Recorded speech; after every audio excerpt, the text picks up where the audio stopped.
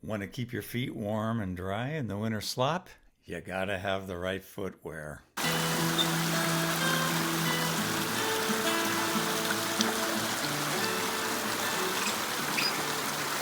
Okay, so I'm going on my fourth season in these things, and I have to say they're one of the best MTB accessories I own. And by the way, as is my policy, I paid for these out of my own pocket, so nothing in this video is sponsored. Now, my booties are the Shimano M700s. Since I got mine, they've been updated to the M701s, which feature the boa closure instead of the cinch lace setup I have. More on that later, but here's the deal. I've ridden in sub-freezing cold, 6 inches of snow, through raging creeks, ponds, puddles, you name it. And my feet have yet to get wet in these puppies. As a test, I actually stood in rapids for 30 seconds with the water up to, not over, of course, but up to the ankle closure, and not a drop got in. Just to prove it, here's my dry sock wiggle afterward. Now, not only does the Gore-Tex fabric keep your feet warm and dry, these boots breathe well enough that I've never had that sweaty, moist, kind of gooey feeling, or needed to dry them out with a hair dryer or anything. And they've never gotten that kind of indelible funk that winter gear always seems to take on. Really, they're just as fresh as when I bought them. Now, I know it's hard to believe, but trust me, I could sleep with these things under my pillow and never notice a scent. Before you run out and slam your money on the counter for a set of these, though, one caveat: they have to fit. I've ridden MTB footwear from Pearl Izumi, CD 510, Ride Concepts, Giro, you name it, and Shimano really fits my foot profile. It's slightly narrow through the ankle and slightly wide through the forefoot, so it doesn't slip on the heel or slop around in the toe box. But that's me. You have to try them on to see if Shimano's will do the trick for you.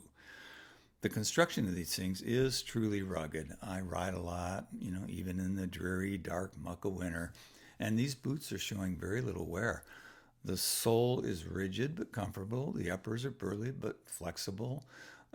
Despite all my pounding, no separation in the sole, no loosening threads, no fabric fatigue in the uppers.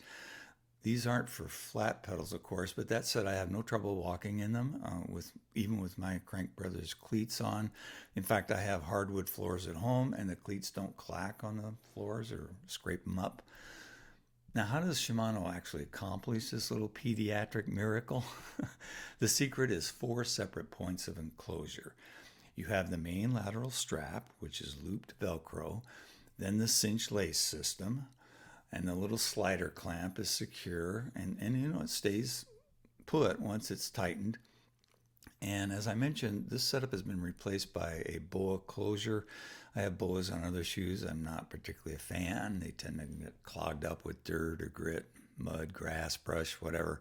And I've never found the twist handle to be that easy to operate.